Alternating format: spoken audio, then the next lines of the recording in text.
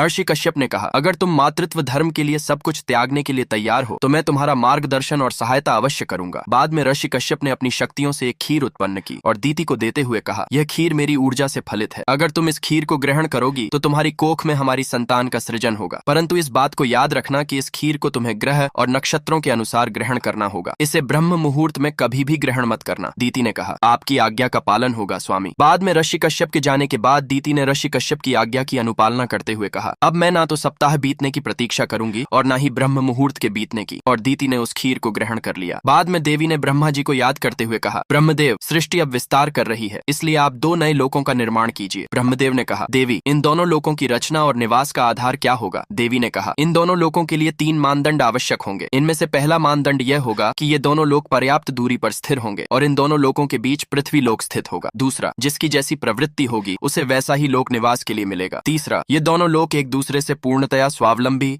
स्वतंत्र और निर्लिप्त होंगे।